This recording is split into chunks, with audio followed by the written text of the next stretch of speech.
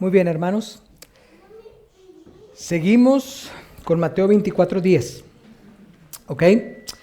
Ahorita vimos Mateo 24:9 y vimos que esta persecución va a causar dos cosas. En este grupo va a haber sellados y va a haber zarandeados. Voy a ver todavía Mateo 24:10 y 11 en el mismo contexto de sellados o zarandeados y luego pasaremos a amas a Dios. Mateo 24:10, ¿ya lo tienen? Amén. Dice, fíjense cómo dice la primera palabra, ¿cómo empieza? Entonces muchos tropezarán. ¿Por qué dice muchos tropezarán? Por lo que va a ocurrir en el versículo 9, por la persecución que va a haber. Entonces muchos tropezarán y se traicionarán unos a otros y se aborrecerán unos a otros. Aquí hay varias preguntas importantes. ¿Qué significa que muchos tropezarán? Número 2, ¿quiénes se van a traicionar? Número 3, ¿quién va a aborrecer a quién? Vamos a Mateo 13 y vamos a contestar estas preguntas. Mateo 13, versículos del 20 al 21. Cuando lo tengan me dicen amén. Dice, y el que fue sembrado en pedregales es el que oye la palabra y enseguida la recibe con gozo. Es decir, oyen la palabra de Dios y dicen, gloria a Dios, y se emocionan y qué bonito, y oh, no, sí, qué bonito, y están bien contentos con oír la palabra. Dice versículo 21, pero no tiene raíz en sí, sino que es de poca duración. Y cuando viene la aflicción, ¿o qué cosa? O la persecución, como dice el versículo 9, por causa de la palabra, enseguida ¿qué? Tropieza. Entonces cuando dice que tropiezan, habla de ese grupo que solamente son oidores, pero que no hacen. ¿Ok? Aquí lo está repitiendo. Vamos a 1 Corintios 10. 1 Corintios 10. Ahí nos menciona la historia del pueblo de Israel. Y nos dice que todo lo que vivió el pueblo de Israel en el desierto sirve como ejemplos para nosotros. ¿Pasó el pueblo de Israel por problemas? ¿Y qué hacían?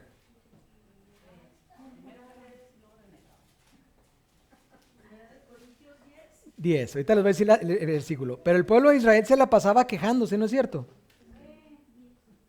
Tenían tanta evidencia de que Dios estaba con ellos y todavía aún así se atrevían a murmurar, a quejarse, al grado que le decían a Moisés después de que Dios salió con ellos en la noche en una llama de fuego. En el día los cubría con una nube. Les abre el mar, les hace que caiga agua, limpia el agua esas de mar, se las hace dulces, les da maná. Y después de todo eso, le dicen, bueno, ¿está Dios con nosotros, sí o no?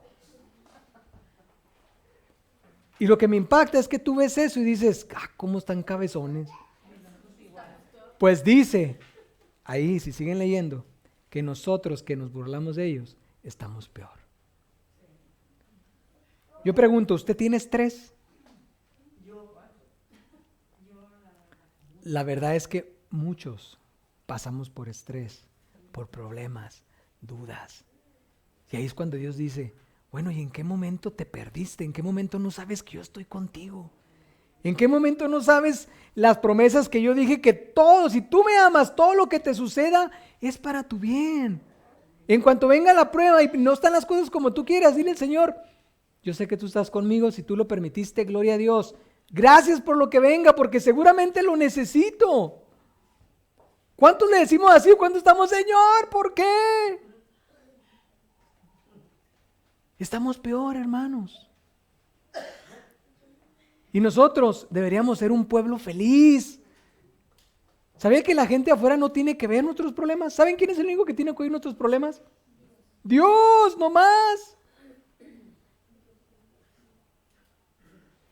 Nosotros tenemos que ir con esa confianza que la gente dice, bueno, ¿y este qué? Que nunca tiene problemas, siempre está feliz.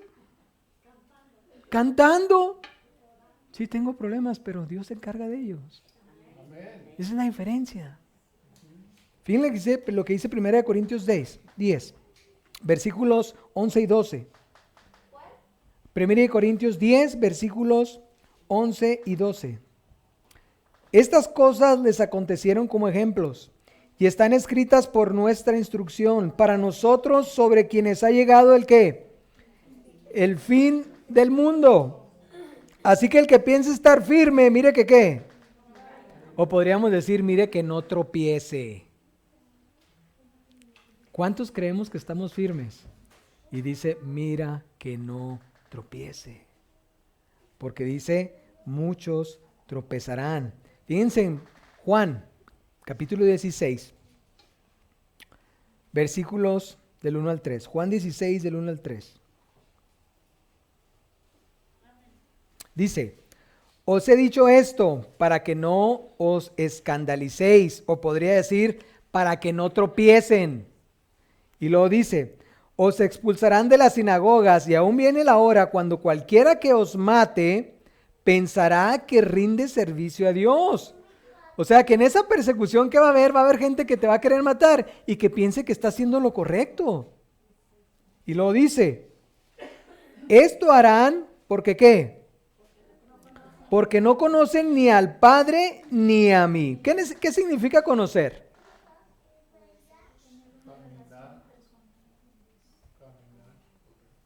Ustedes sabían, mira, vamos a 1 Juan. 1 Juan.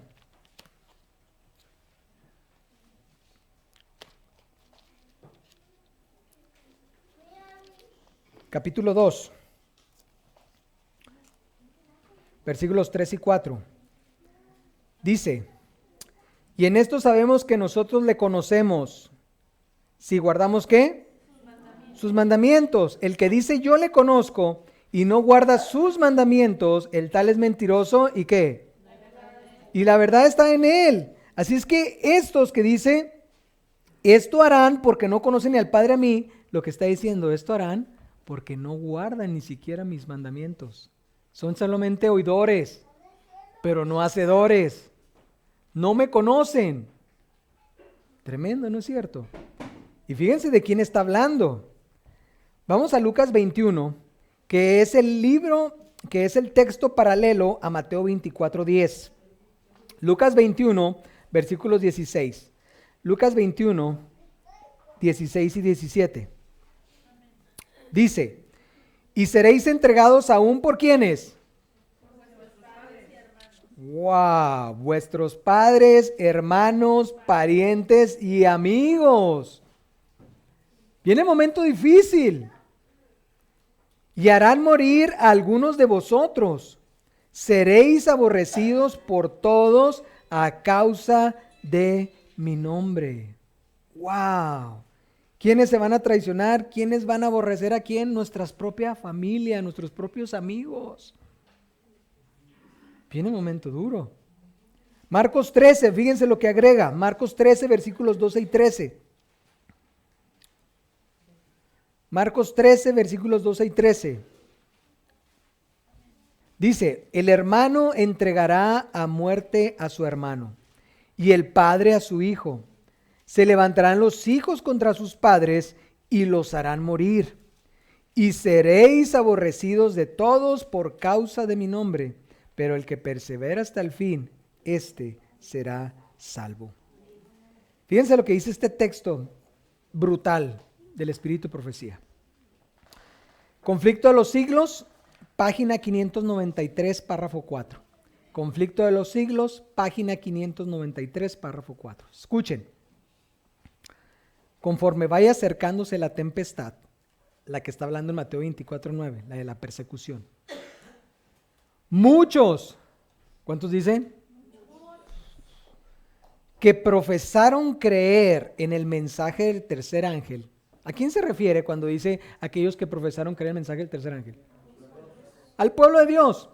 ¿Hay otra religión que predique el mensaje del tercer ángel? No, no hay.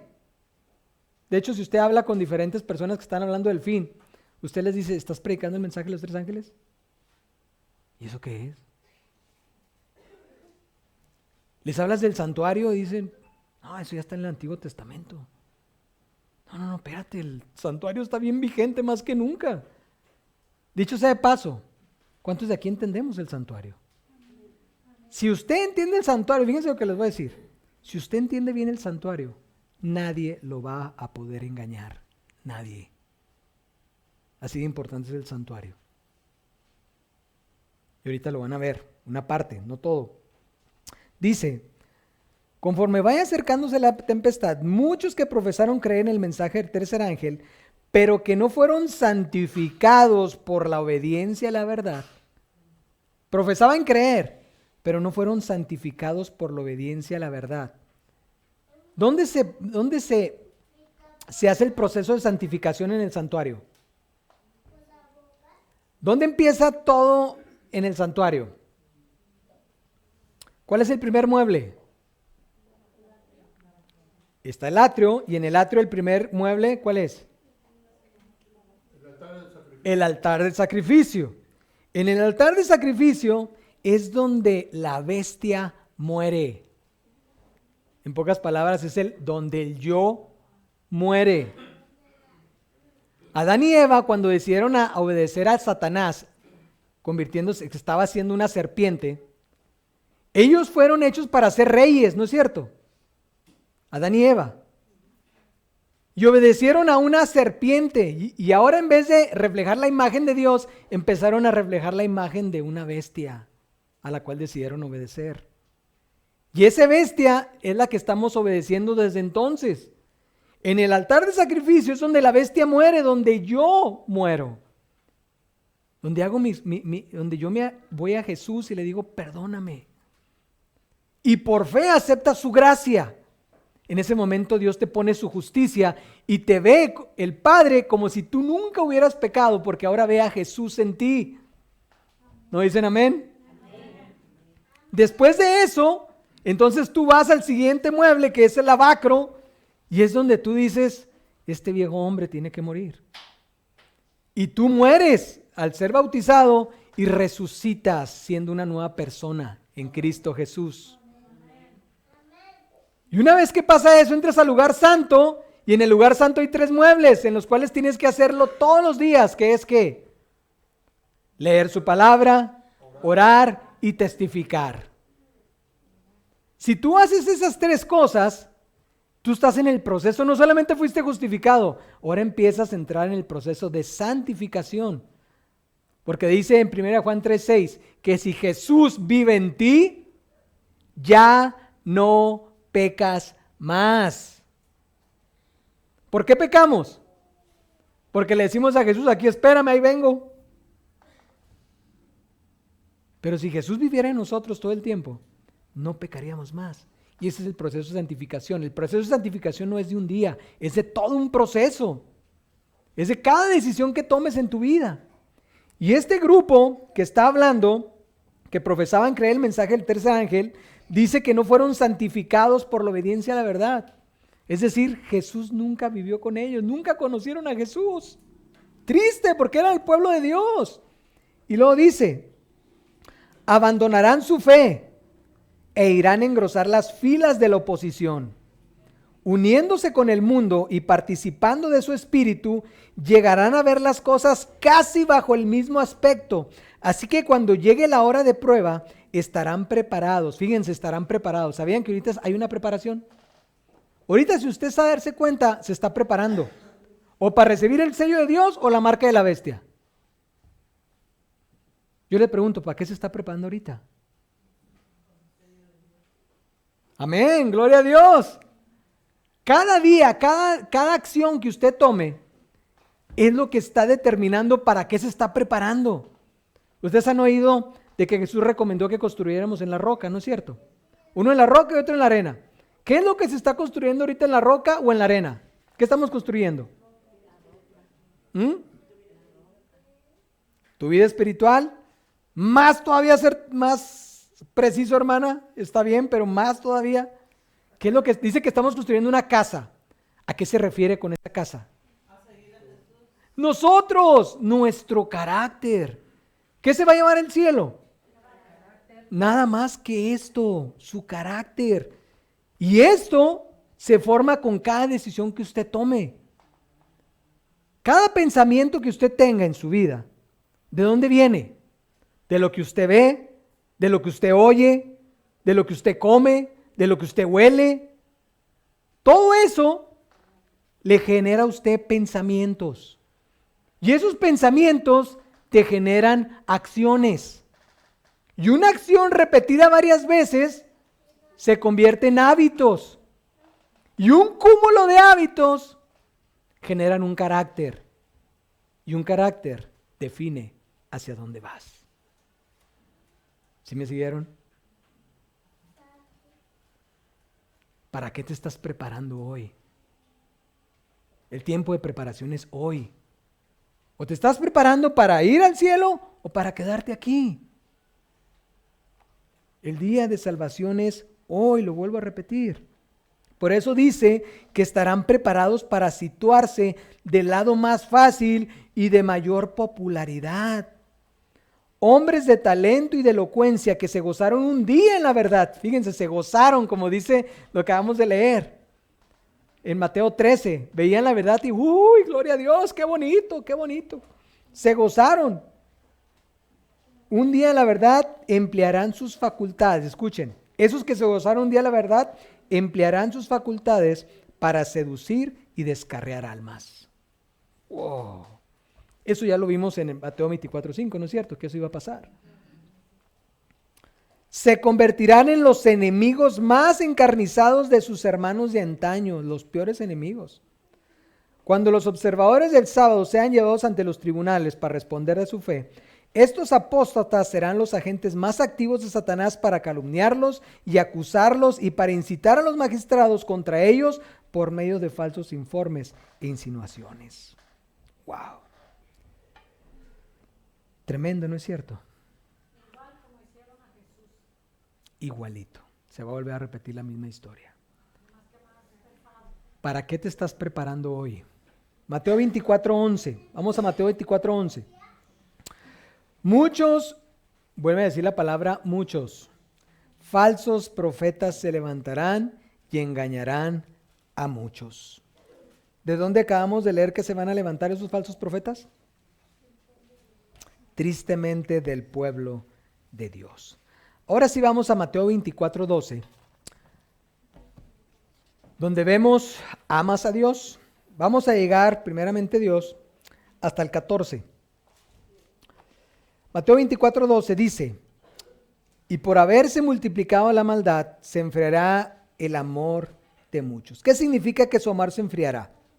¿De quién está hablando aquí cuando dice muchos? De nosotros. Muchas veces lo aplicamos al mundo, ¿no es cierto? Y es cierto, pero principalmente es a nosotros. Y ahorita se van a sorprender lo que dice el Espíritu Profecía. Vayan a Apocalipsis 2,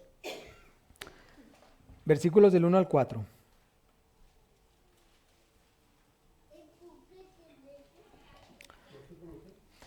Apocalipsis 2, versículos del 1 al 4. Dice, escribe al ángel de la iglesia en Éfeso, el que tiene las 7 estrellas en su mano derecha, el que camina en medio de los 7 candeleros de oro, dice estas cosas. ¿Quién es el que está caminando por los 7 candeleros de oro? Jesús. Yo conozco tus obras. Es decir, no le podemos decir, no, estás diciendo mentiras. No hay nadie mejor que Él nos conoce. Tu arduo trabajo y tu perseverancia, que no puedes soportar a los malos, que has puesto a prueba a los que dicen ser apóstoles y no lo son, y que los has hallado mentirosos. Además sé que tienes perseverancia, que has sufrido por causa de mi nombre, y que no has desfallecido. Sin embargo, tengo contra ti, que has dejado ¿qué? Tu primer amor. ¿Cómo está tu primer amor? ¿Sigues amando a Dios con la misma fuerza? ¿O lo has dejado de amar? Fíjense lo que dice el Espíritu Profecía en el libro Hechos de los Apóstoles, página 462. Dice así,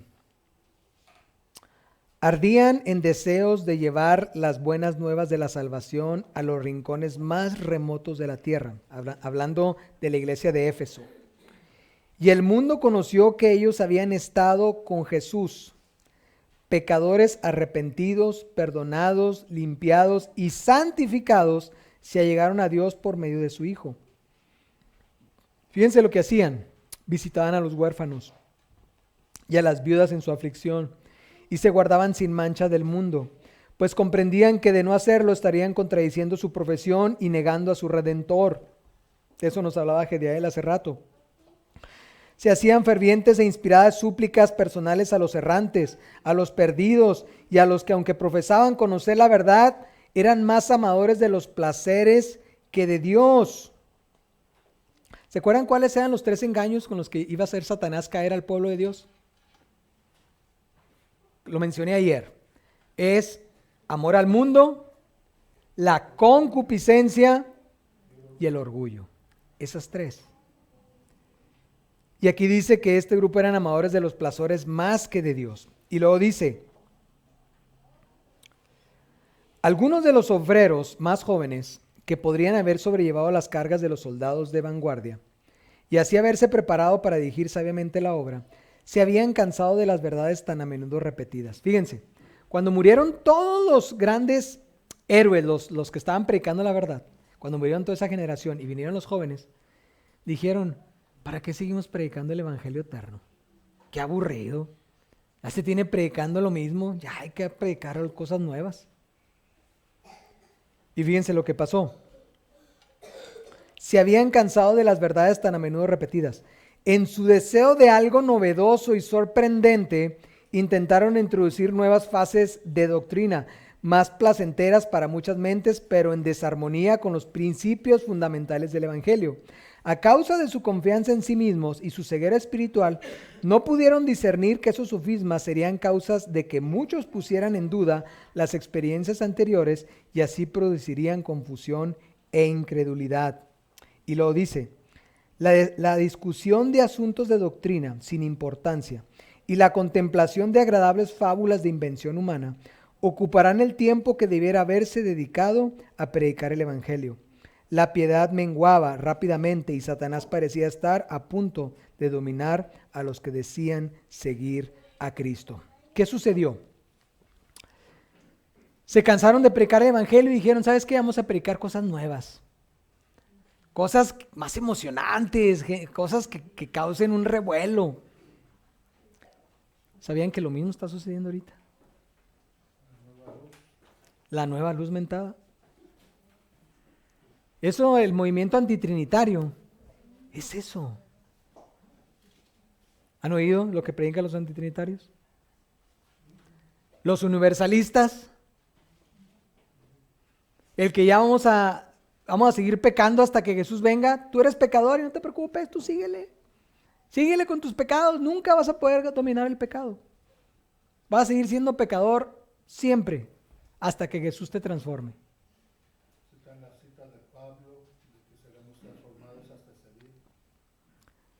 ¿Será que, yo les quiero hacer una pregunta, no me quiero meter mucho porque no es el tema, ¿es lo mismo hacer pecador a tener una naturaleza pecaminosa?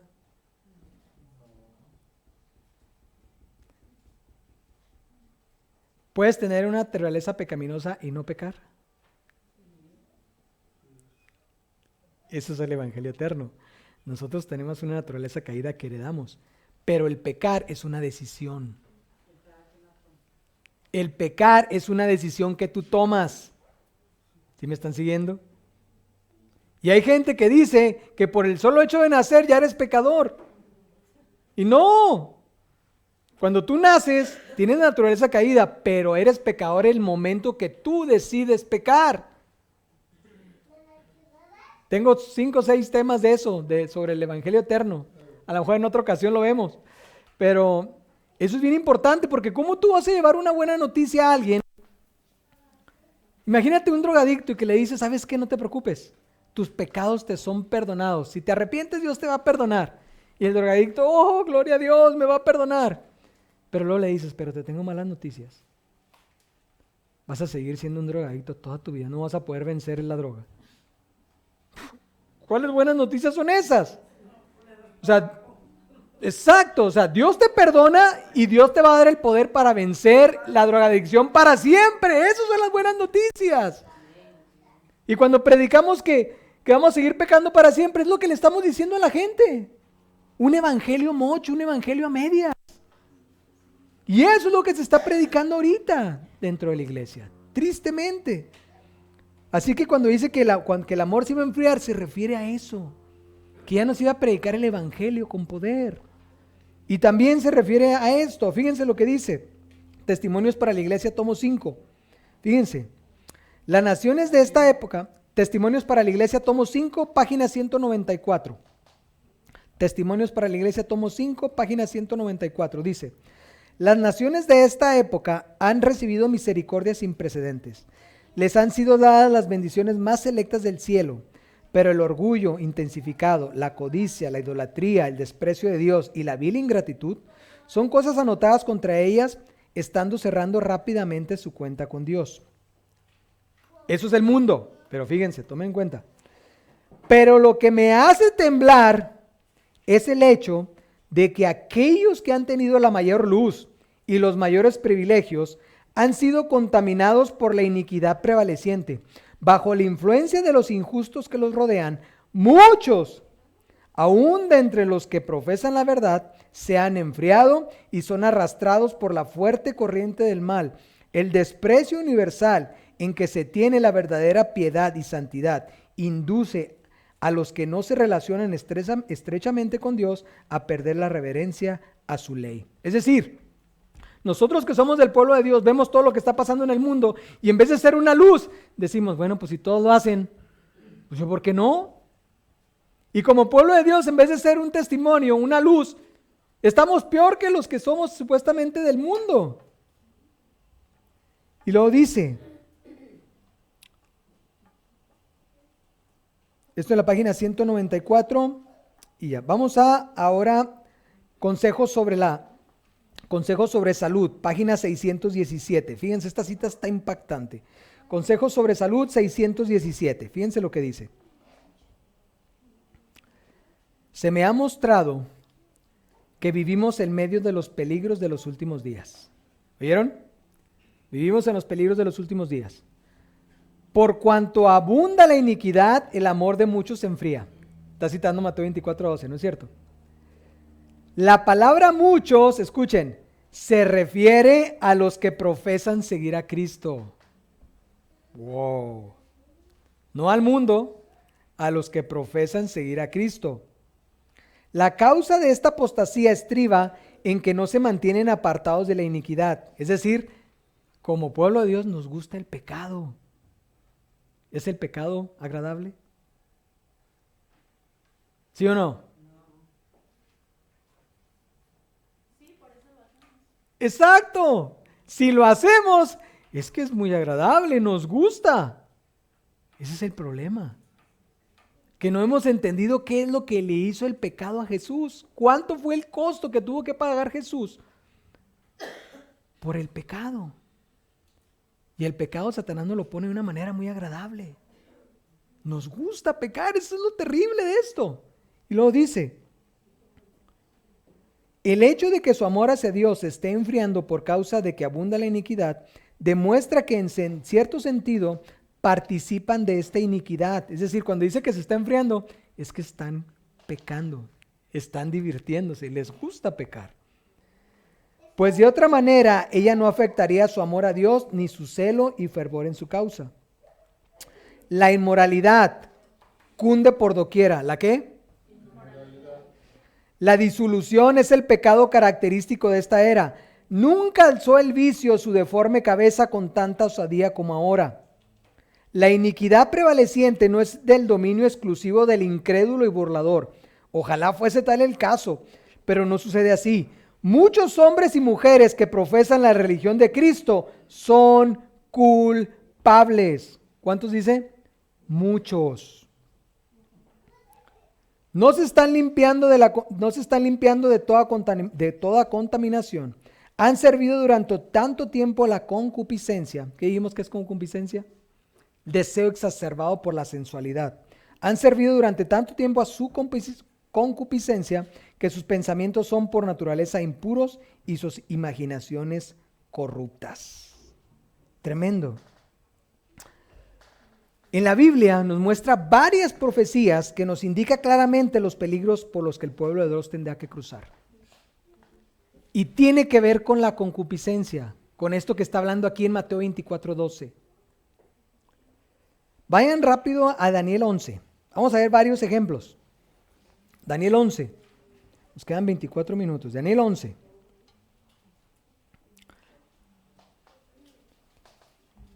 ¿Quién está familiarizado con esta profecía de Daniel 11?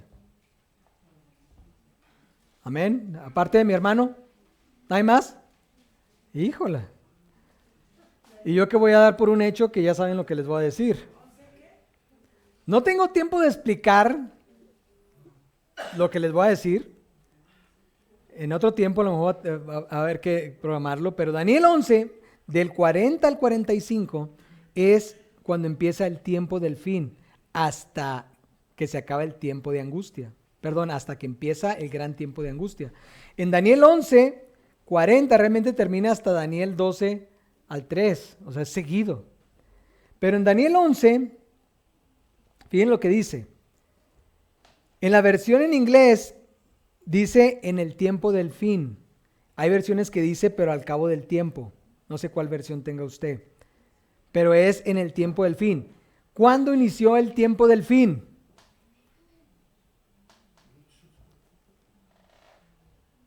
Antes. Fíjense cuándo ocurre. El rey del sur le atacará y el rey del norte embestirá contra él como tempestad con carros, gente de a caballo y a muchos navíos. Entrará por las tierras, inundará y pasará. ¿Quién es el rey del sur y quién es el rey del norte? Bueno, tú tienes que saber el norte de qué o el sur de qué, ¿no es cierto? Tiene que haber un punto. ¿Quién es el punto del cual se tiene que definir el norte y el sur? ¿De quién está hablando aquí en esta profecía en Daniel 11? ¿Cuál es el pueblo al cual está enfocado esta profecía? Es Jerusalén. Jerusalén es el punto donde inicias. Entonces tiene que ser el rey del norte de Jerusalén y el rey del sur de Jerusalén. El rey del norte literalmente era Babilonia y el rey del sur era Egipto. Pero ya no estamos en literal, ahora estamos en espiritual. El rey del norte se refiere a Babilonia, la Babilonia espiritual. Y el rey del sur se refiere a todos los poderes seculares. Egipto, el rey de Egipto, Faraón, se conocía como alguien que era cristiano. Era no creía en Dios. De hecho, cuando fue Moisés le dijo, ¿quién es Dios? Yo no conozco a Dios. Era un ateo prácticamente. Entonces, son los seculares, los poderes seculares. Y aquí nos está hablando, ¿cuándo es que el rey del sur, cuándo es que el poder secular le dio una embestida, una herida de muerte al rey del norte, a Babilonia espiritual? Fue el 1798. Ahí empieza el tiempo del fin. 1798. Y fíjense lo que dice. El rey del sur le ataca, pero luego dice que el rey del norte viene con nueva fuerza, embestirá contra él como tempestad, con carros, gente a caballo y muchos navíos, entrará por las tierras, inundará y pasará. Entonces penetrará en la tierra gloriosa. ¿Quién es la tierra gloriosa? Jerusalén. Pero ya no es la literal, es la espiritual, es decir, nosotros. Y luego dice, y muchas, la versión original dice, y muchas provincias caerán. Esas provincias en el original no existe. Simplemente dice, y muchos caerán. Es decir, cuando venga el rey del norte a contraatacar y entre al pueblo de Dios, dice que muchos van a caer.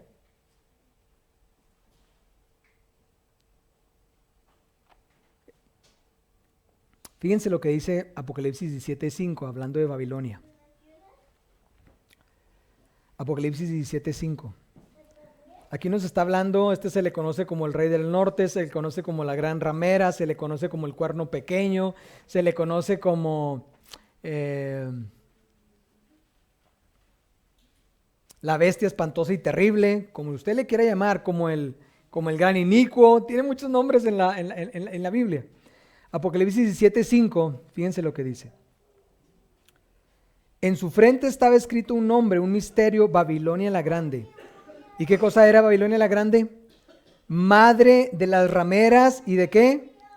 Y de las abominaciones de la tierra. Es decir, Satanás, para luchar contra el pueblo de Dios, va a usar mujeres.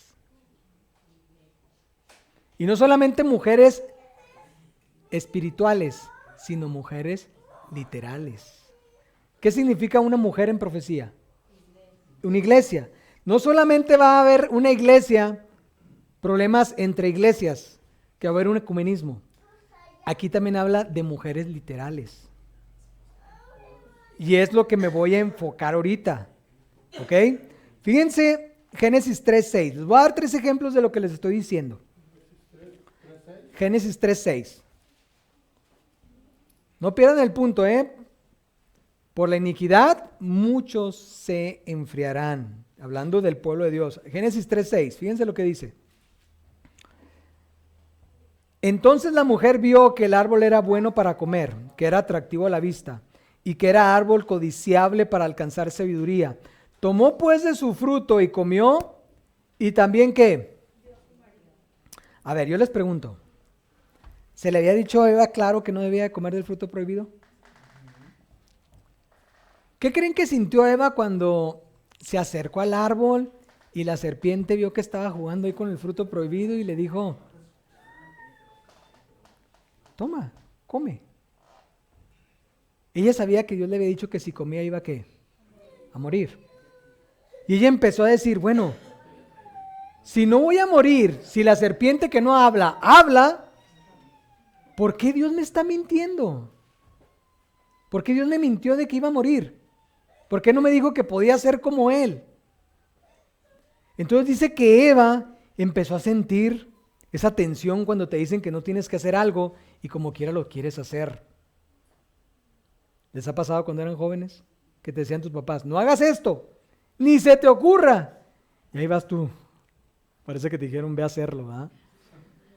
Y cuando lo vas a hacer, estás temblando y sudando porque sabes que no lo tienes que hacer, pero dices, pero lo quiero hacer. Y ocurre algo en tu cuerpo que se llama adrenalina.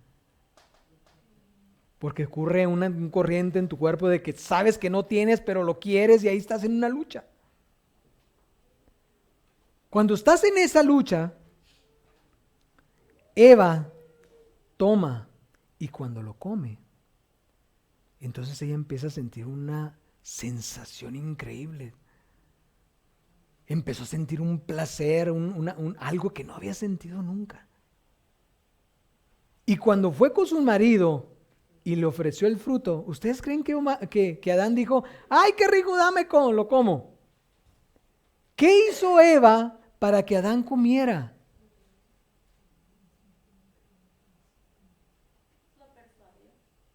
Lo persuadió ¿cómo?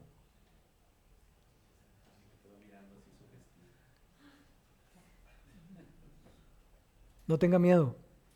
De una manera atractiva. Lo tentó por medio de la sensualidad. ¿Dice, es cierto lo que está diciendo, hermano? Vayan a Primeros Patriarcas y Profetas. Página 35.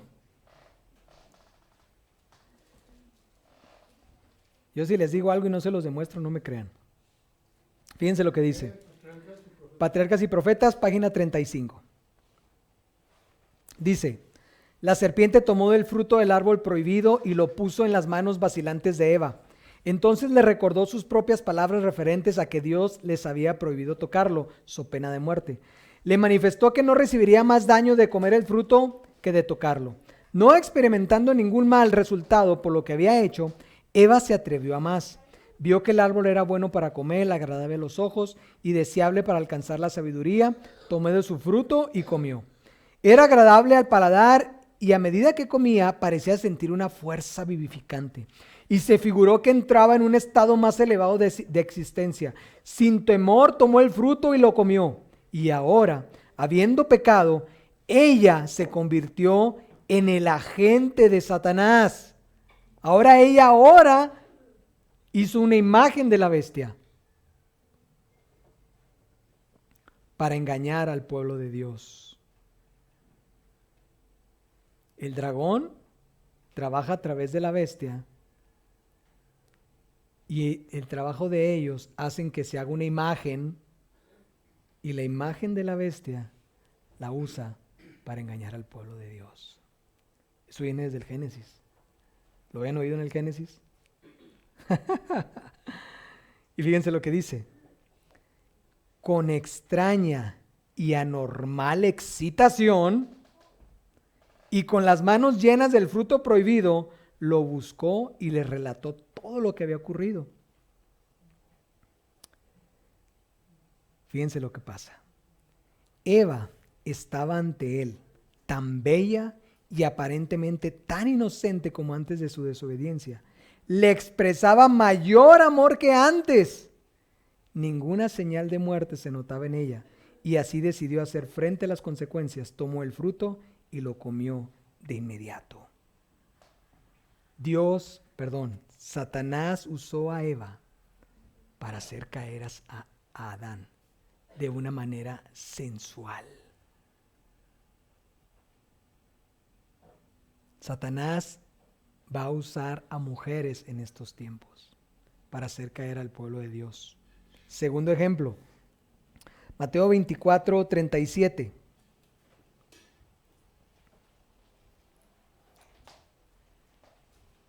Cuando lo tengan me dicen amén. Dice, porque como en los días de Noé, así será la venida del Hijo del Hombre. ¿Qué cosa pasó en los días de Noé que tiene que llamar nuestra atención? Bueno, muchas, pero quiero mencionar una.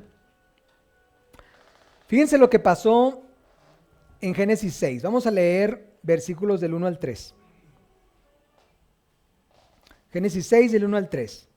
Dice, ¿ya lo tienen? Déjenme, tomo tantita agua que ya se me está secando la boca.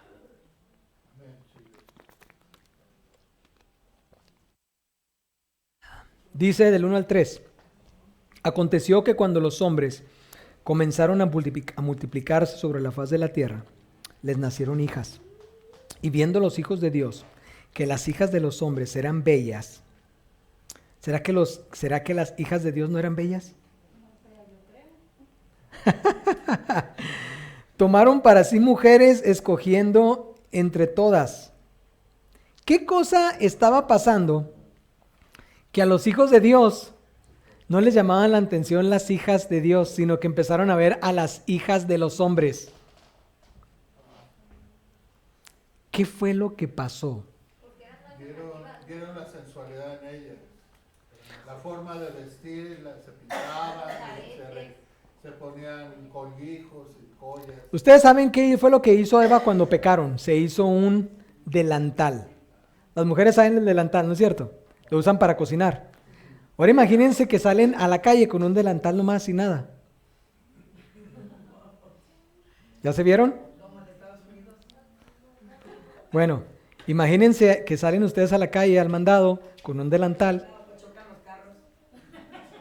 Así estaban ellas.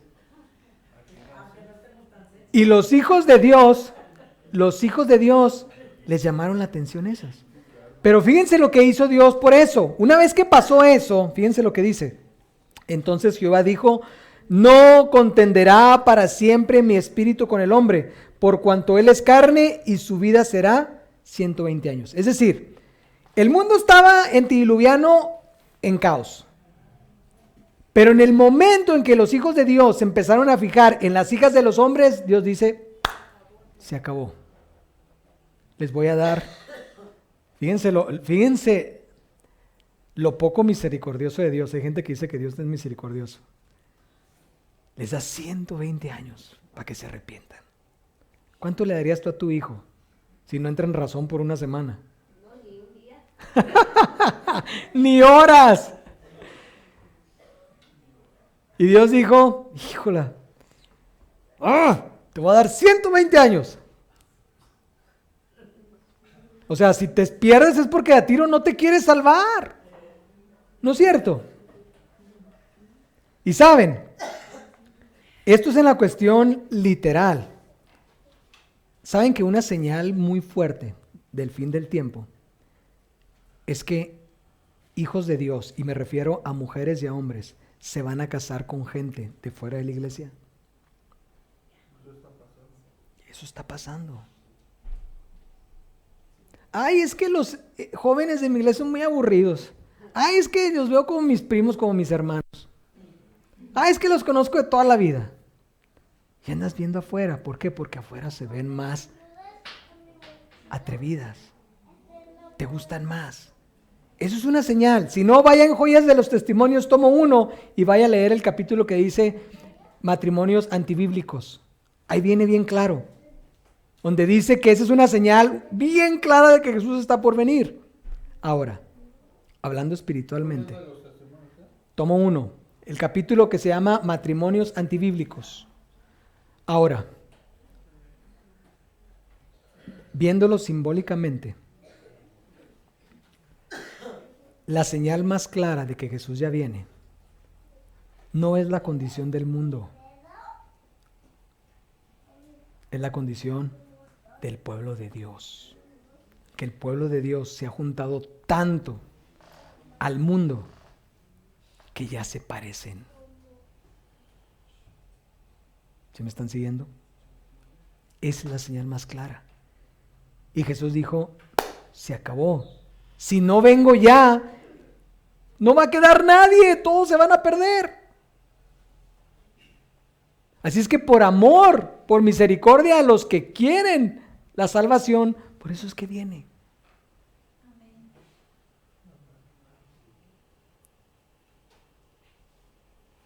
Tercer ejemplo y último de esto, de Mateo 24:12.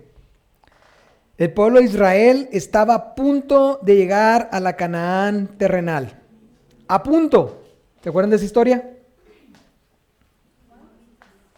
Con las moabitas. Imagínense, ya estaban ahí, estaba Moisés haciendo los planes de cómo se iban a repartir la tierra.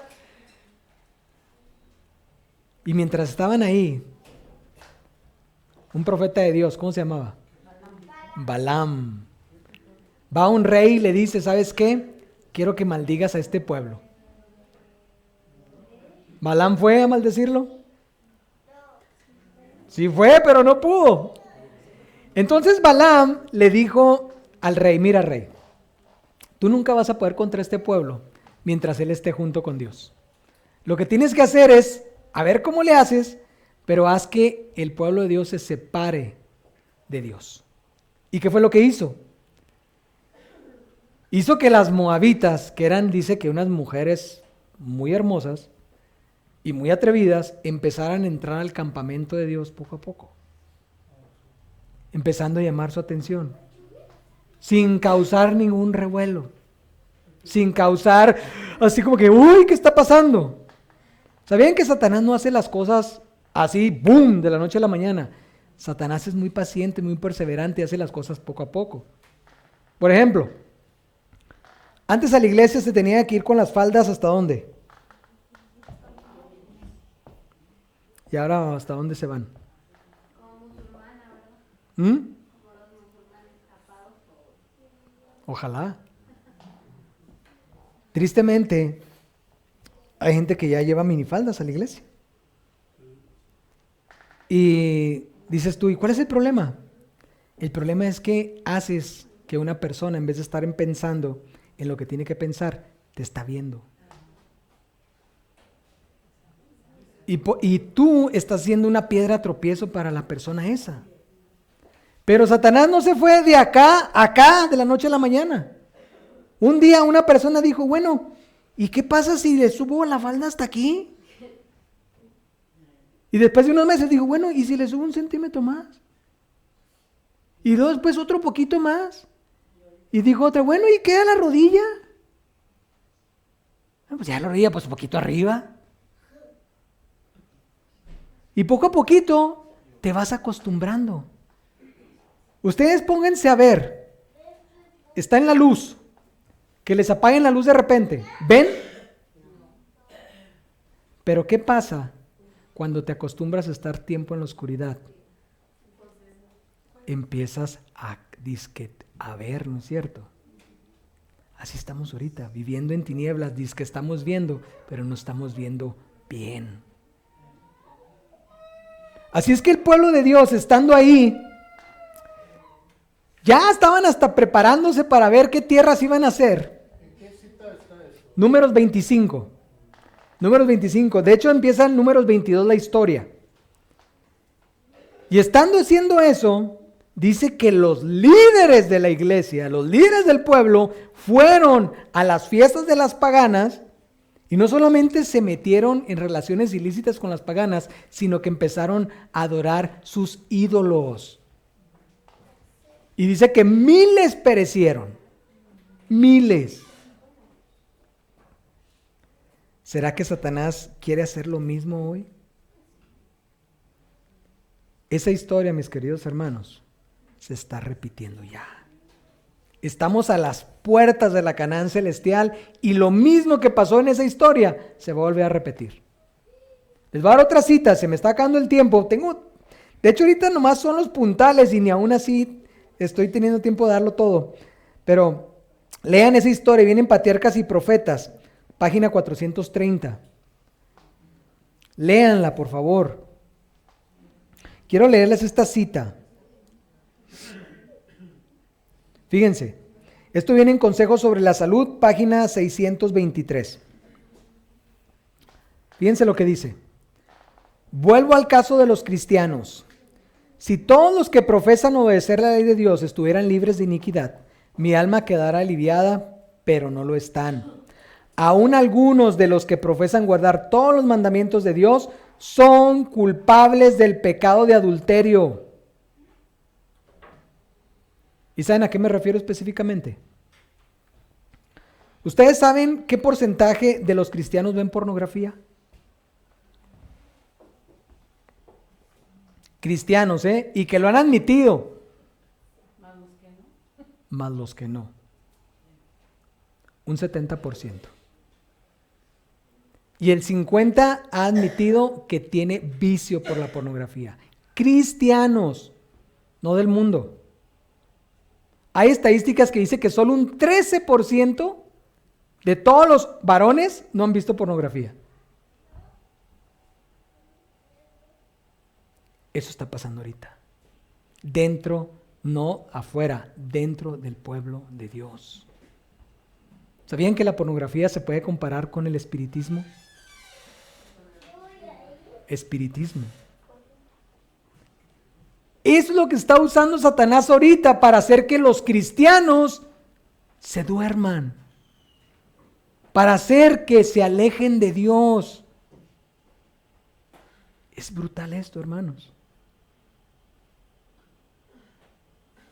Tiene Satanás a la mayoría, no solamente del mundo, del pueblo que dice ser de Dios, agarrado con la pornografía. Eso es algo tremendo. Fíjense lo que dice. ¿Qué puedo decir para despertar sus sensibilidades embotadas? No debe ponerse carne delante de... No, esta es otra. Dice, la satisfacción de las pasiones... No, es que la carne... No me quiero meter ahí porque es de la salud. Porque es que la carne hace que tu mente esté más propensa a eso. Por eso decíamos que si dominas tu apetito vas a poder dominar las tentaciones que te da Satanás. Mientras más comida estimulante comas, más vas a ser carnada de Satanás. Pero no me quiero meter ahorita ahí. Dice, la satisfacción de las pasiones más bajas inducirá a muchos a cerrar los ojos a la luz, porque temen ver pecados que no están dispuestos a abandonar. Todos pueden ver si lo desean. Si prefieren las tinieblas a la luz, su criminalidad no disminuirá por ello. Así es que, hermanos, esto está tremendo. Última cita que voy a leer de esto. Fíjense, me lleno de tristeza cuando pienso en nuestra condición como pueblo. Esto viene en Testimonios para la Iglesia, tomo 5, página 201. Me lleno de tristeza cuando pienso en nuestra condición como pueblo. el Señor no nos ha cerrado el cielo, pero nuestro propio comportamiento extraviado nos ha separado de Dios. Escuchen, el orgullo, la codicia y el amor del mundo han vivido en el corazón sin temor a ser descartados o condenados. Pecados graves y presuntuosos han encontrado cabida entre nosotros y sin embargo la opinión general, escuchen, la opinión general es que la iglesia está floreciente y rodeada de paz y prosperidad espiritual por todos sus contornos. Tremendo, ¿no es cierto? Pregúntese cada cual en su corazón, ¿cómo hemos caído en este estado de debilidad y disensión espiritual? ¿No hemos traído sobre nosotros mismos el enojo de Dios porque nuestras acciones no corresponden con nuestra fe? La impureza está hoy muy difundida, aún entre los profesos seguidores de Cristo. La pasión está desenfrenada, las propensiones animales están ganando fuerza por la complacencia, mientras los poderes morales se debilitan continuamente. Existen hoy, ¿cuándo dice? Los pecados que destruyeron a los antidiluvianos y a las ciudades de la llanura, no meramente en los países paganos, no solo entre los que profesan el cristianismo popular, sino aún entre algunos que profesan esperar la venida del Hijo del Hombre. ¡Wow! Tremendo. Mateo 24:12 se está refiriendo al pueblo de Dios que no guarda la ley, que dicen, pero que no hacen. Mateo 24:13. Antes de Mateo 24:13, fíjense cómo describe aquí Apocalipsis 14 al grupo de los 144,000, que es el grupo que queremos ser usted y yo. Apocalipsis 14:4, fíjense lo que dice. Estos son los que nunca se marcharon, ¿con qué? Con mujeres, pues son vírgenes. Estos son los que siguen al Cordero por donde quiera que vaya. Estos fueron redimidos de entre los hombres, primicias para Dios y para el Cordero. Y aquí se refiere mayormente simbólicamente a los que no se mezclaron con otras iglesias, pero también se refiere a los que no entraron en ese pecado de la concupiscencia que tiene la mayoría del pueblo de Dios. Ahora sí, Mateo 24:13. Ya estamos en la recta final. Dice Mateo 24:13, pero el que persevere hasta el fin, ¿qué cosa? ¿En qué tenemos que perseverar hasta el fin? Pues nomás pongas a ver todo lo que hemos visto. ¿Se imaginan entrar en el proceso de persecución y que tus mismos familiares, tus amigos te persigan? Las tentaciones de Satanás, todo lo que va a poner para hacerte caer. En eso tenemos que perseverar, en no quitar nuestros ojos en Cristo Jesús. Amén. Mateo 24:14. Y este evangelio del reino será predicado en todo el mundo para testimonio a todas las razas. Y luego vendrá, ¿qué cosa? ¿Qué les recuerda esta cita cuando hay en Mateo 24:14? ¿Qué les recuerda? ¿Cómo? El mensaje del primer ángel. Vayan a Apocalipsis 14, versículos 6 y 7. Y vi a otro ángel que volaba al medio del cielo, que tenía, ¿qué cosa? El evangelio eterno para predicarlo a todos los que habitan en la tierra, a toda nación, tribu, lengua y pueblo. Y decía a gran voz, temer a Dios y darle gloria, porque la hora de su juicio ha llegado. Y adorar al que hizo los cielos, la tierra, el mar y las fuentes de las aguas. ¿Qué significa evangelio? Buenas noticias. ¿Las conoces tú para poderlas llevar? ¿Qué significa por testimonio? Significa que va a haber un pueblo que va a temer a Dios. ¿Qué significa temer a Dios? Respetarlo, y en pocas palabras, si ustedes estudian todo lo que significa temor a Dios, es guardar sus mandamientos, amarlo a Él, Darle gloria. ¿Saben qué significa darle gloria? Eso es temor. ¿Y darle gloria? Sí, lo vas a adorar dándole gloria. ¿Cómo le das gloria a Dios? Por tu testimonio, tus obras. Tus obras se manifiestan a través de tu fe. Tú dices tener fe. Tienes que tener obras. Si tu fe no tiene obras, tus obras es muertas. Cada obra que tú hagas para ayudar, para hacer una bendición, no es para que te vean a ti. Es para que darle la honra y la gloria a Dios, para que todos vean a Dios. Así es que darle la gloria es tener piedad práctica, que vean a Jesús a través de ti. Porque la hora de su juicio ha llegado.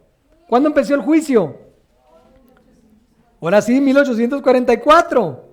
Pero ahorita estamos en el día de expiación. Nosotros tenemos que comportarnos sabiendo que vivimos en el día de expiación. Si tú vives de acuerdo a eso, si tú adoras al Creador respetando su día, el juicio para ti tiene que ser buenas noticias. ¿O no? ¿Tienes miedo del juicio?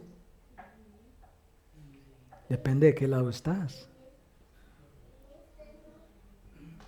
Fíjense. Jesús es nuestro abogado. ¿No es cierto? Pero también Jesús es nuestro mejor amigo. Y aparte es nuestro juez. La llevamos toda de ganar. Entonces, ¿por qué temer? Porque nos gusta el pecado. Nos gusta tener un pie en el mundo y un pie dentro de la iglesia. Ese es el problema. A ver, Señor, rápido, lo que vamos a estudiar, rápido, ahí quédate, y luego me voy todo el día al mundo, ¡bum! Y le doy vuelo a la hilacha. Y fiestas, y la tele, y las novelas, y las películas. ¿Tú matas? No, yo no mato. ¿Cometes adulterio? No, menos. ¿Robas? No, tampoco. Ah, pero sí me gusta ver a la gente robar. Y sí me gusta ver cómo se matan unos a otros. Y sí me gusta ver cómo le ponen los cuernos a alguien más. Hombre, me encanta el chisme. Está re bueno en la tele. No lo hacemos, pero nos gusta verlo. Y saben que para el inconsciente, el verlo es como si tú lo hicieras. Porque tú te transformas en aquello que tiendes a contemplar. Eso es una ley de la naturaleza. Tú no puedes ver una cosa y ser otra cosa. Lo que siembras, eso es lo que vas a cosechar. ¿Qué es lo que estás metiendo por las avenidas del alma? ¿Sí me están siguiendo?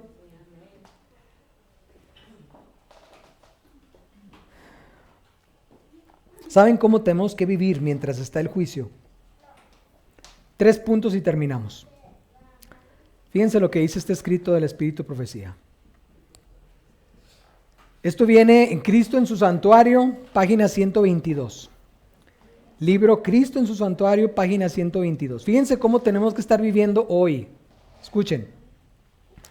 Estamos viviendo ahora en el gran día de la expiación. Hoy.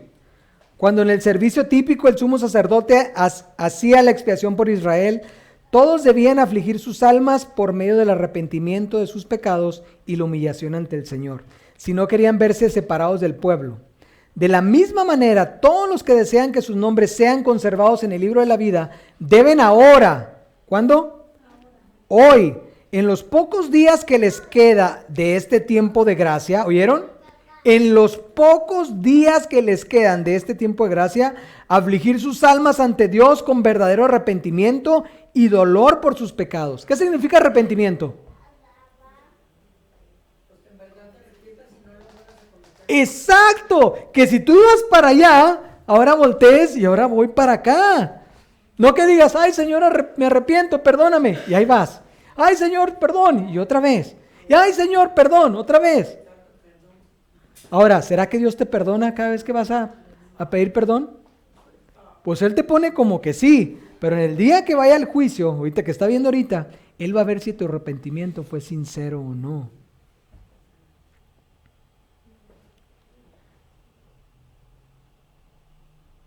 En los pocos dice, Hay que escudriñar honda y sinceramente el corazón.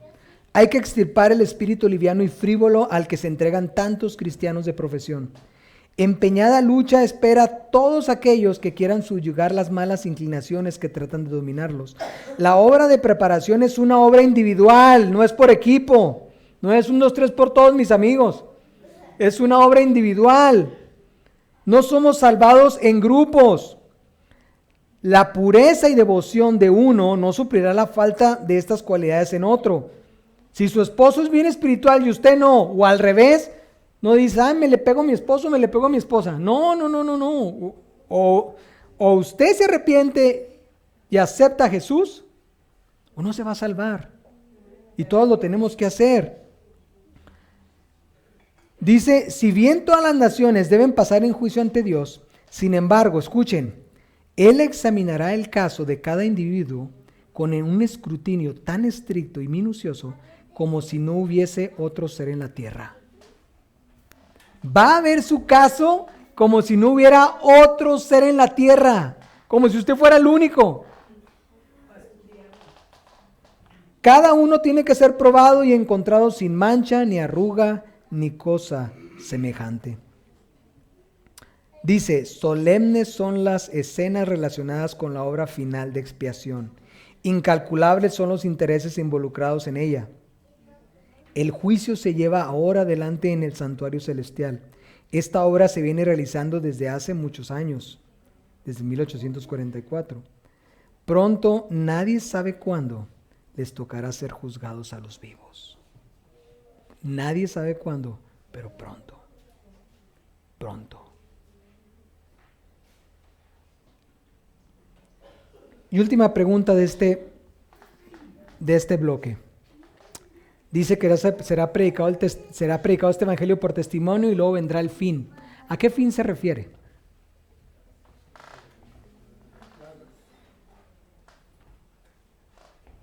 Cuando todos ya seamos juzgados. Dice que será predicado este evangelio por testimonio y entonces vendrá el fin.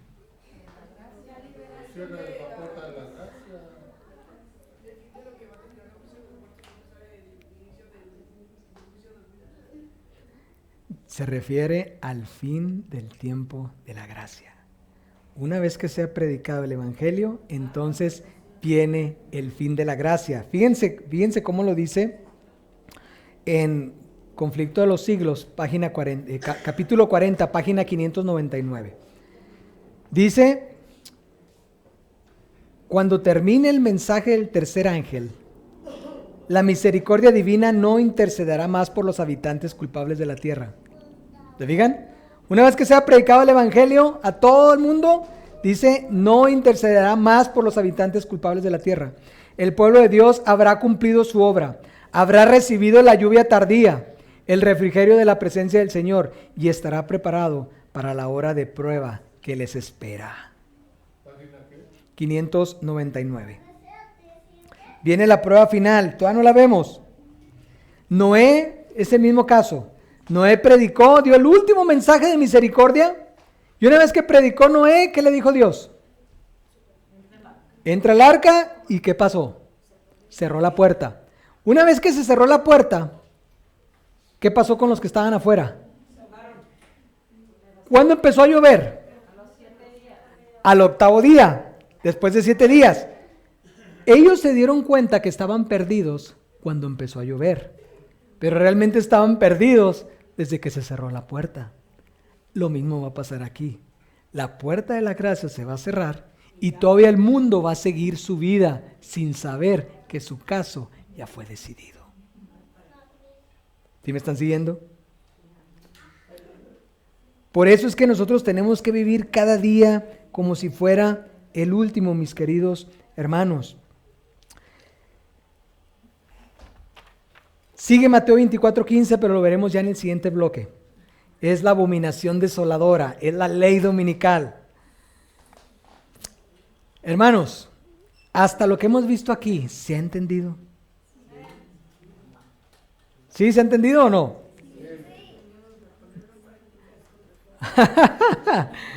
Con la ayuda de Dios lo vamos a poner en práctica, pero ¿se entendió?